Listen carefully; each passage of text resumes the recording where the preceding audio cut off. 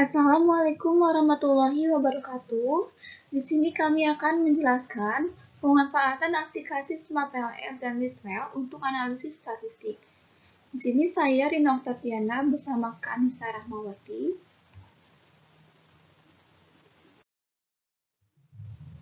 Baik, pertama adalah Smart PLS untuk analisis statistik. Teman-teman perlu mendownload aplikasi Smart PLS di laman https://www.smartls.com. Yang pertama, teman-teman klik download, lalu pilih source-nya. Nah, nanti akan tampil seperti ini. Downloadlah salah satu file yang sesuai dengan sistem operasi Windows, apakah Windows-nya 32 atau 64 bit.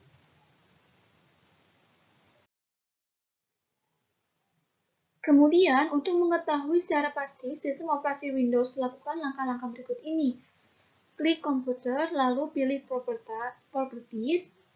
Nah, teman-teman nanti akan diketahui bahwa Windows-nya itu termasuk ke dalam 64 bit atau 32 bit di control panel-nya.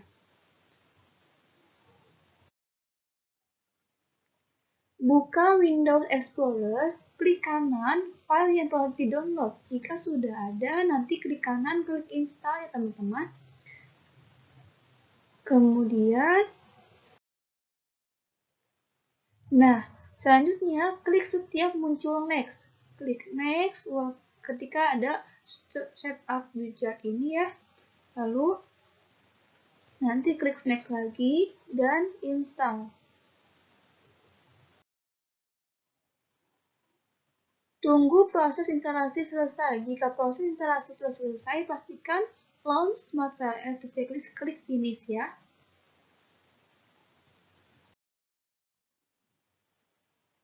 Kemudian ini bisa dilihat view basic information di control panel home. Misalkan saya di sini Windows-nya 32 bit sistem tipe sistemnya, berarti teman-teman bisa memilih aplikasi PLS yang mumpuni di 32 bit ini.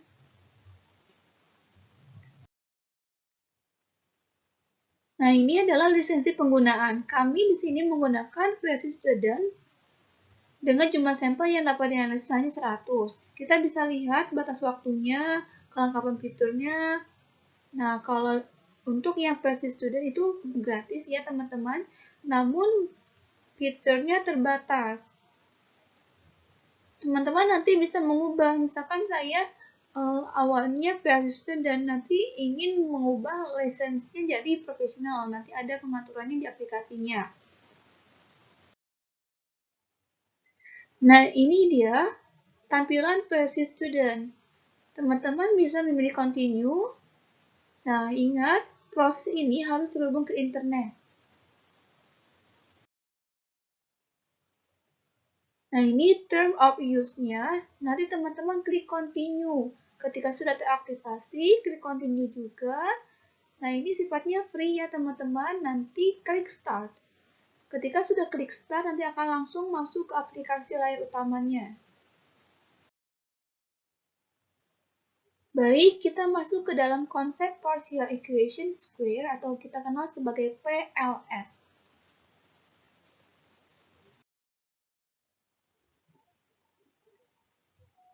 Ini dia teman-teman, perbedaan PLS dan covariance Bayesian. Tujuannya adalah untuk yang PLS itu dia untuk memprediksi, sedangkan untuk yang covariance Bayesian itu untuk konfirmasi teori. Asumsi normalitas data itu tidak diperlukan. Definisi tidak diperlukan di sini adalah ketika data kita tidak terdistribusi normal, kita bisa memilih aplikasi ini. Sedangkan untuk yang covariance Bayesian itu diperlukan.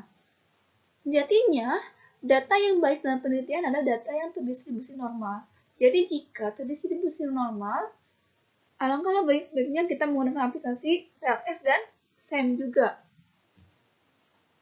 Jadi tidak mutlak datanya harus tidak terdistribusi normal. Jika sudah terdistribusi normal, maka akan jauh lebih baik interpretasi datanya. Nah, yang berbeda sekali dari PLS dan covariance Bayesian adalah dari jumlah sampelnya. Jumlah sampel dari variance shape itu boleh kecil, lebih dari 30. Sedangkan yang covariance based shape itu harus besar, lebih dari 100.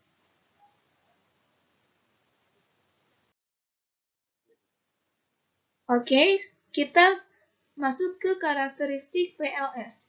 Karakteristik PLS itu pertama, tidak terpengaruh oleh kekurangan data. Tidak ada masalah dengan sampel yang kecil, namun ukuran sampel yang lebih besar akan meningkatkan ketepatan estimasi PLS dalam memprediksi. Yang kedua, tidak memerlukan asumsi distribusi normal karena PLS itu termasuk ke dalam statistik yang non-parametrik.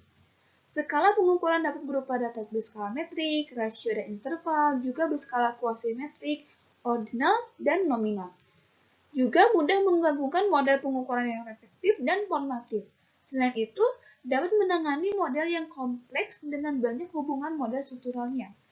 Kemudian dapat digunakan untuk tujuan prediksi, dapat digunakan pula sebagai masukan untuk analisis selanjutnya, dan memiliki kekuatan statistik yang sangat tinggi.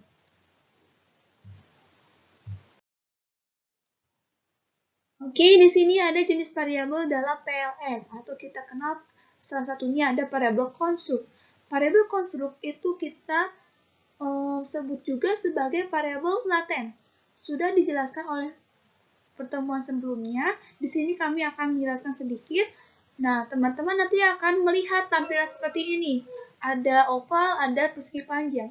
Oval itu yang berwarna biru adalah hasil representasi dari variabel laten. Sedangkan X11, X12, X13 itu adalah indikator atau variabel manifest. Variabel laten terbagi menjadi dua, ada variabel eksogen dan variabel endogen. Variabel eksogen sama dengan variabel bebas, sedangkan variabel endogen adalah variabel terikat. Namun, di dalam variabel endogen itu juga dapat berperan ganda, yakni berperan sebagai variabel bebas sekaligus juga variabel terikat. Indikator itu adalah pengamatan yang terukur langsung atau kita kenal sebagai data mentah yang direpresentasikan dalam model jalur dengan gambar persegi panjang.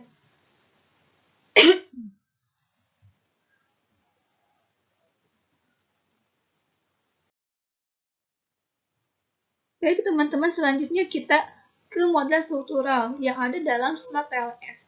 Kita kenal ada model struktural inner atau dalam.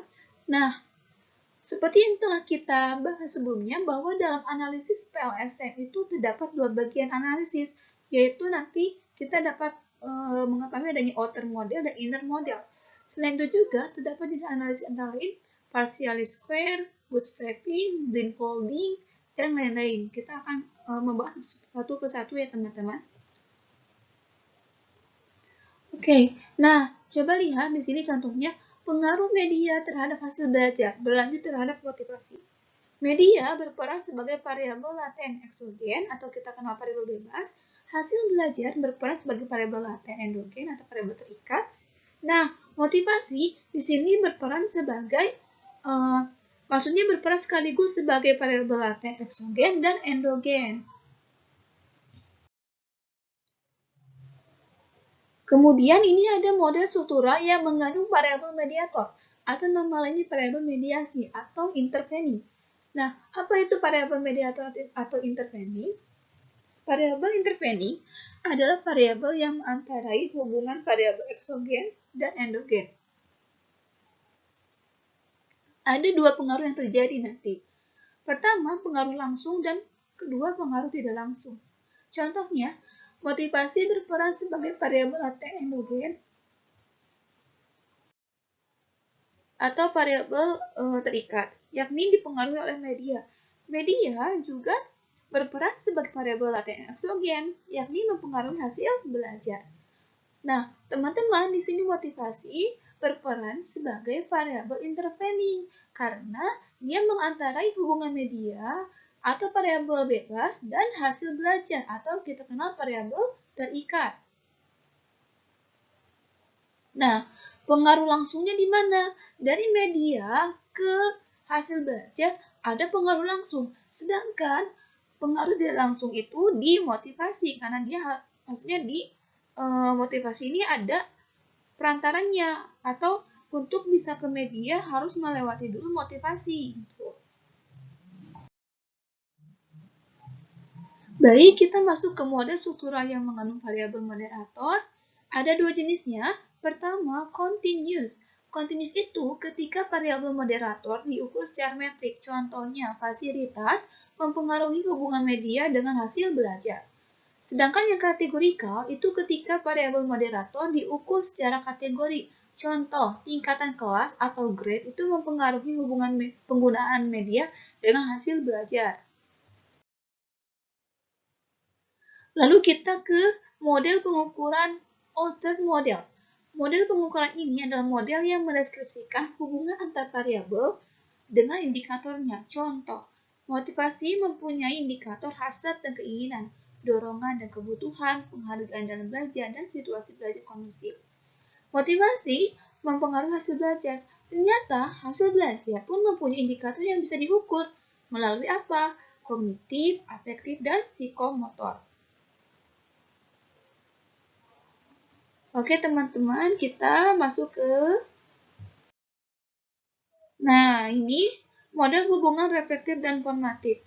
Model reflektif itu adalah kita lihat arah panahnya berawal dari variabel laten menuju ke indikator. Artinya, indikator ini merupakan cerminan atau ukuran dari variabelnya. Dengan demikian, indikator tidak mempengaruhi variabel. Yang kedua, ada model formatif. Arah panahnya berawal dari indikator menuju kepada variabel laten. Artinya, indikator ini merupakan cerminan atau aspek dari variabelnya, namun sekaligus juga dapat mempengaruhi variabel itu sendiri.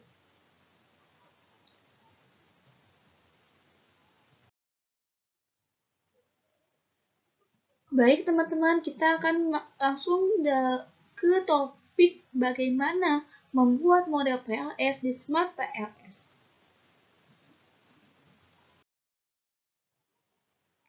Nah, catatannya, untuk Smart PLS per student yang kita download, maksimal sampelnya hanya 100. Misalnya di dalam gambar ini terdapat 20 sampel. Ini adalah file Excel yang saya gunakan untuk analisis PLS nanti. Teman-teman coba lihat, di sini ada variabel, ini ada 3, ada variabel X1, variabel X2, dan Y. Variabel X1 terdiri dari 5 item, X1, 1 sampai X1, 5. Lalu variabel X2 terdiri dari 3 item, X2, 1 sampai X2, 3. Variabel Y-nya ada Y1 sampai Y6. Ingat teman-teman, data yang diinput itu harus diubah ke dalam format CSV, MS-DOS.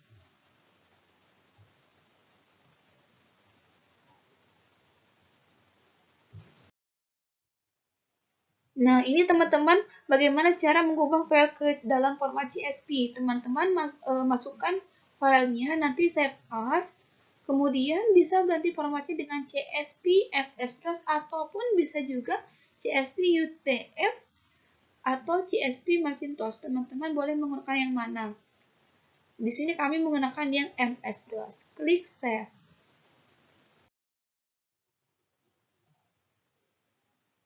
Oke, kita langsung ke membuat new project di aplikasinya. Ini adalah aplikasi atau tampilan dari aplikasi PLS. Teman-teman klik new project, nanti berikan nama latihan 1, kemudian klik OK. Kemudian pilih file yang disimpan, lalu klik open dan OK. Nah, data di sini adalah data dalam format Excel, namun sudah dalam format CSV ya teman-teman, karena memang aplikasi Smart PLS itu hanya bisa membaca format CSV.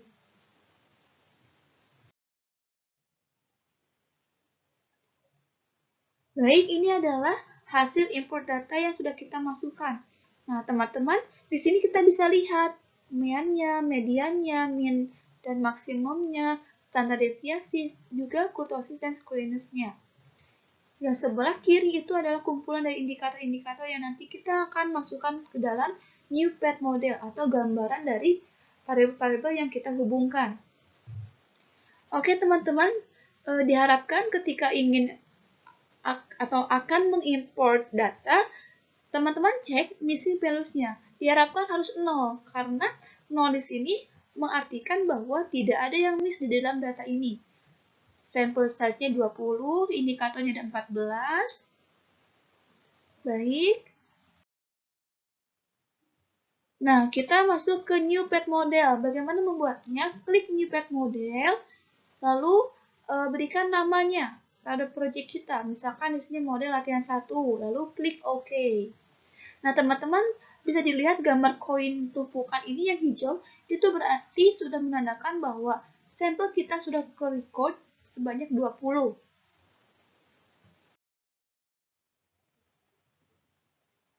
Kemudian, bagaimana cara membuat gambarnya? Teman-teman lihat indikator-indikator yang sudah terkumpul di bagian kiri. Itu ada X11 sampai X15. Blok indikatornya. Caranya seperti apa? Misalkan blok nama-nama indikator X1, yakni X1 sampai X15, lalu drag pindahkan ke paper yang putih ini. Nanti lepaskan. Nah, ketika sudah dilepaskan, nanti akan terbentuk sendiri variabel latennya. Misalkan yang X1 ini adalah laten variabel 1. Kemudian sama dengan yang X21 sampai X23. Teman-teman drag sampai ke paper, lalu lepaskan. Begitupun dengan yang 1 ke Y6.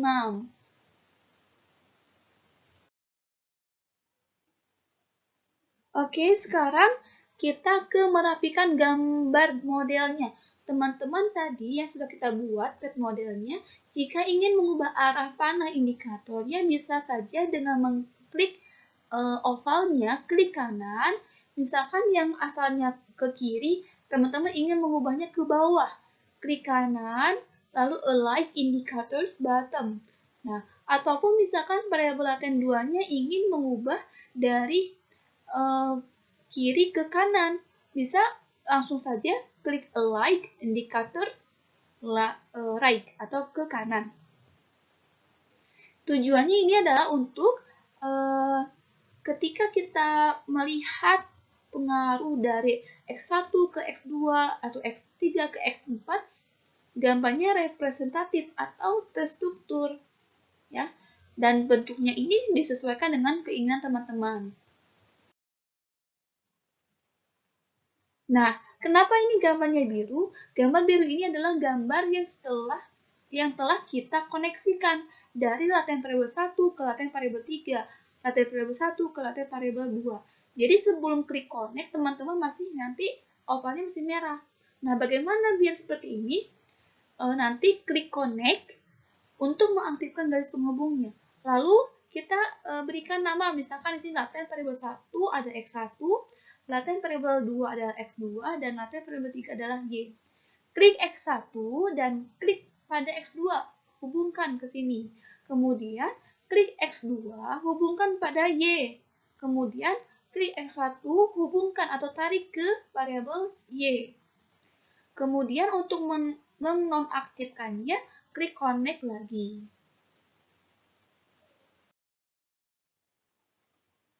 Kemudian ini cara tadi ya teman-teman, bagaimana caranya merename agar tidak laten variabel 1. Teman-teman bisa klik kanan rename. Di sini contohnya saya X1. Teman-teman bisa lebih spesifik, misalkan ingin hasil belajar atau metode atau media, itu tergantung kebutuhan teman-teman. Lalu klik OK. Kemudian kita masuk ke analisis dan interpretasi hasil pengujian Smart PLS. Nah, di dalam analisis Smart PLS itu kita dapat menemukan dua uji, pertama PLS algorithm dan bootstrapping.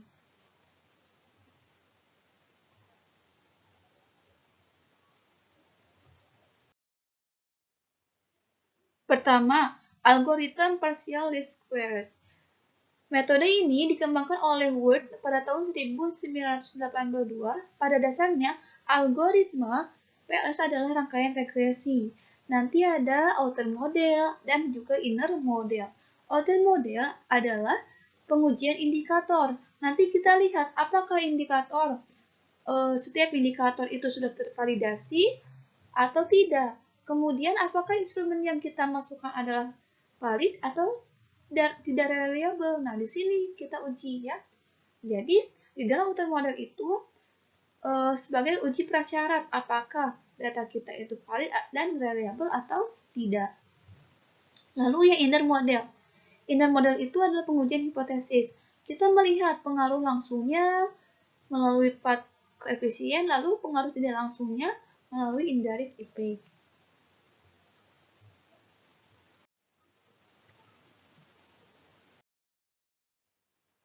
Baik, langkah pertama, nah kita kembalikan dulu ke yang model latihan 1 tadi, gambar yang sudah kita koneksikan, lalu klik calculate, pilih PLS algorithm, teman-teman. Kemudian, nah ini partial least square algorithm. Ini sudah otomatis seperti ini, teman-teman langsung saja ke start calculation. Nah, ini adalah tampilan pertama, yaitu uji prasyarat pertama, construct reliability dan validity. Tujuannya adalah untuk mengukur validitas indikator sebagai pengukur variabel yang dapat dilihat dari autoloading dari masing-masing indikator variabelnya. Nah, suatu indikator dikatakan mempunyai reliabilitas yang baik jika nilai autoloadingnya setiap nilai autoloadingnya lebih dari 0,7. Teman-teman coba lihat di sini. Menurut Gojali pun, suatu indikator dikatakan reliable dan valid jika memiliki nilai korelasi di atas 0,7. Namun, untuk 0,5 sampai 0,6 masih dapat diterima dengan alasan harus melihat nilai AVE-nya. AVE-nya juga harus lebih dari 0,5. Berarti data di sini sudah valid dan reliable ya teman-teman.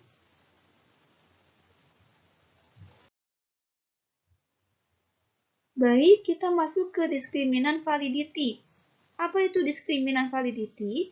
Diskriminan validity itu bertujuan untuk menguji sampai seberapa jauh konstruk laten atau variabel laten kita benar-benar berbeda dengan konstruk yang lainnya. Nilai diskriminan yang tinggi memberikan indikasi bahwa sesuatu konstruk adalah unik dan mampu menjelaskan fenomena yang diukur. Suatu konstruk ini dikatakan valid yakni dengan membandingkan nilai akar dari AVE dengan nilai korelasi antar variabel laten. Nilai AVE-nya nanti harus lebih besar dari korelasi antar variabel latennya. Nah, teman-teman di sini ada beberapa asumsi. Pertama, cross-loading. Jika melihat dari cross-loading, teman-teman lihat contohnya Y1. Y1 itu cross-loadingnya 0,884, lebih besar dari cross-loading sebelumnya, yaitu 0,771, 0,686. Bagaimana dengan Pornell-Walker criterion? Nah, membandingkannya dengan nilai akar AVE-nya, teman-teman. Nah, jika nilai akar AVE-nya lebih besar dari nilai korelasi, maka validitasnya baik. Kemudian, bagaimana jika melihat dari HTMT atau Heteroid Monotroid Ratio of Correlation? Teman-teman lihat, nilai HTMT-nya harus kurang dari 0,9. Nah, berdasarkan output ini, X1 ke X2 0,49. Lalu X2 ke Y 0,749. Berarti kurang dari 0,49. Kenapa yang Y itu tidak hijau? 0,887 itu bukan termasuk merah, tapi dia masih bisa diterima, namun validitasnya tidak cukup tinggi.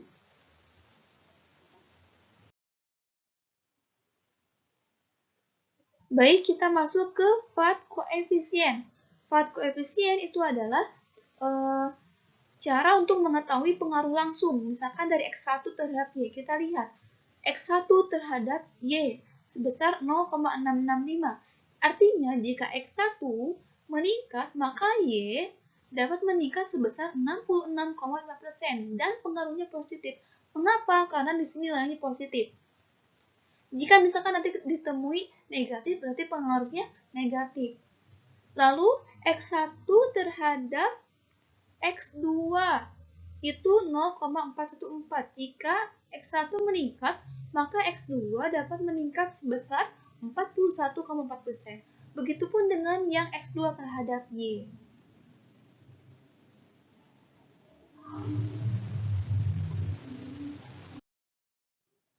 Baik, kita masuk ke collinearity statistik atau VIF. Coba teman-teman lihat di sini ada outer VIF values, indikator yang diasumsikannya harus lebih dari 5. untuk outer. Maka terdapat masalah nih di sini karena ada yang lebih dari 0, maksudnya yang lebih dari 5, 6,6, 6,776, 5,951. Nah, bagaimana? Konsekuensinya adalah kita lakukan dropping atau drop out, mengeluarkan salah satu indikator yang saling berkorelasi kuat tersebut. Nah, bagaimana dengan inner VIF values ketika angka menunjukkan kurang dari 5 dan idealnya sih sebenarnya harus kurang dari 3,3. Kurang dari 5 bisa diterima ya teman-teman, maka data terbebas dari multikoliniaritas. Nah, warnanya akan hijau, aman ya. Hal ini diartikan hasil pengujian dikatakan reliable.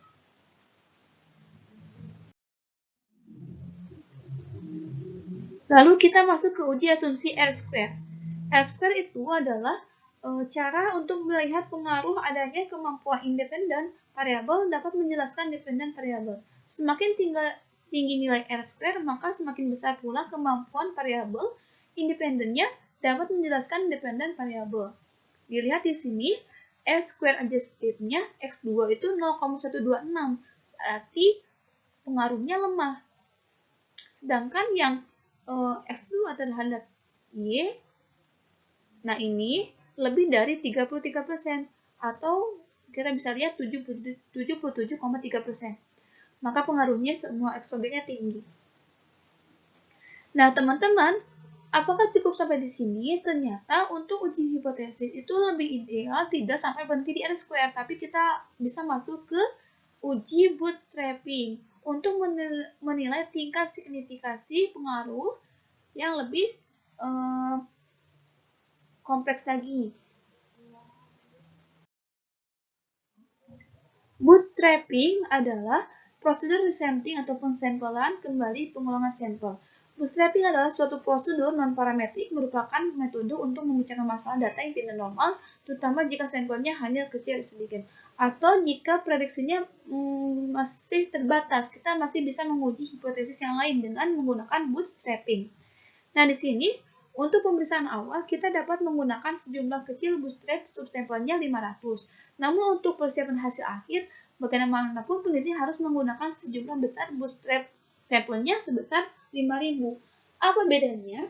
Sebenarnya penggunaan 500 dengan 5000 itu hanya untuk melihat signifikasi atau taraf ketelitiannya lebih tinggi jika memakai yang 5000.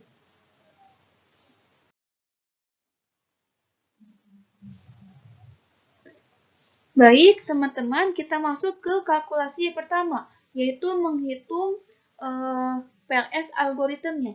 Teman-teman klik calculate, pilih PLS algorithm.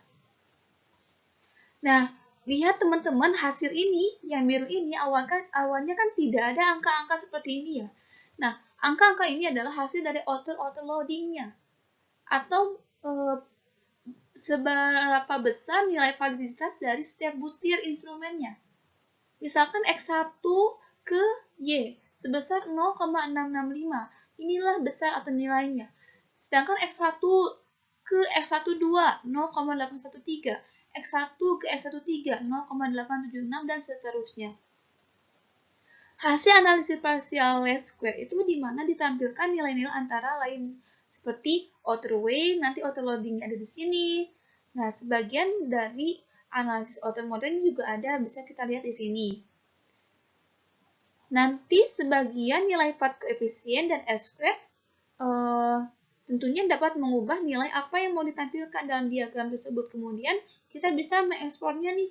Gambar ini kita bisa jadikan gambar. Teman-teman tinggal klik aja oval salah satu ovalnya, nanti pilih export file atau nanti akan berubah menjadi PNG atau JPG.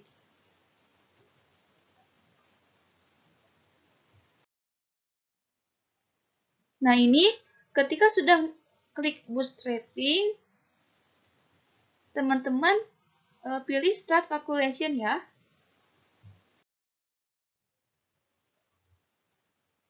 Nah, kita masuk ke path coefficient untuk yang bootstrapping. Di sini kita bisa lihat ada pengaruh yang signifikan jika p-values-nya kurang dari 0,05 atau t statistiknya lebih dari t tabel. Di sini lihat nilai X1 ke X2 itu 0,08, lebih dari 0,05, berarti tidak ada pengaruh yang signifikan. Baik, di sini ada outer wake dan outer loading. Outer wake dan outer loading itu adalah sebagai nilai validitas setiap butirnya, teman-teman. Nah ini nih nilai yang original sampel mean, standar deviasi, tes statistiknya. Nah ini ya tes statistik itu adalah nanti akan menjadi acuan bagaimanakah X1 ke X2.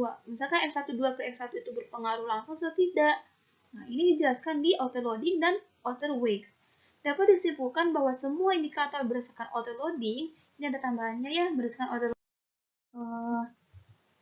Tadi outer wake-nya memenuhi diskriminannya. Lalu kita ke uji moderasi. Nah, ini uji moderasi adalah uji yang digunakan untuk menentukan apakah dapat memperkuat atau memperlemah suatu pengaruh ketika kita menambahkan variabel moderasi. Nah, perlu diingat teman-teman bahwa variabel moderasi dengan variabel mediasi itu berbeda. Variabel mediasi di mana variabelnya ada di tengah-tengah atau mengantarai yang mana dia dipengaruhi oleh variabel independen dan dependen. Sedangkan variabel moderasi tidak mempengaruhi keduanya. Variabel moderasi itu digunakan untuk mengubah hubungan pengaruh itu sendiri. Contohnya, jika pengaruh dari kecerdasan emosional terhadap kinerja negatif, kita bisa mengubahnya menjadi positif.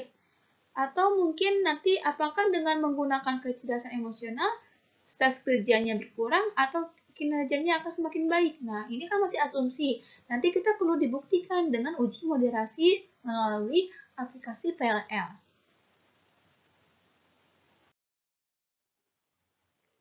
Oke, kita masih sama nih teman-teman.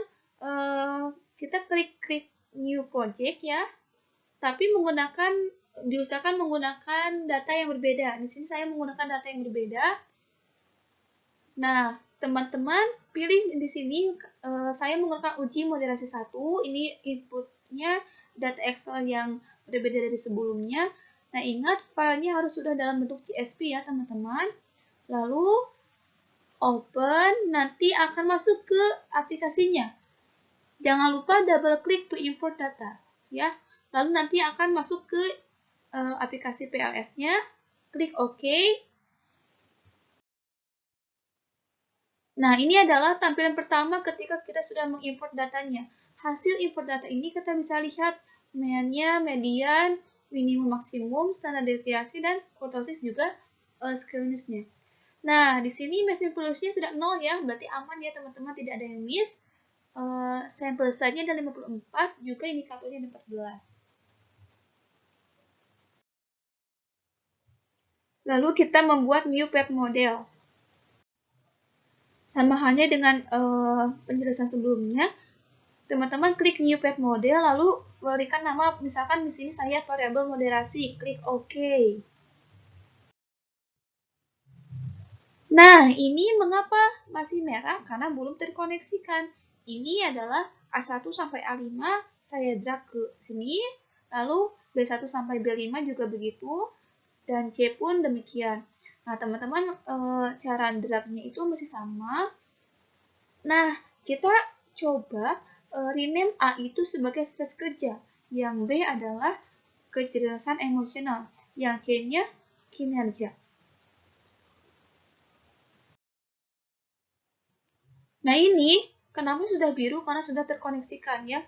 A ke C, B ke C. Oke, nanti A ke B bisa. Kemudian pilihlah teman-teman mau mana yang ingin jadikan moderating effect-nya. Misalkan di sini saya klik C. Klik, nanti pilih add moderating effect-nya.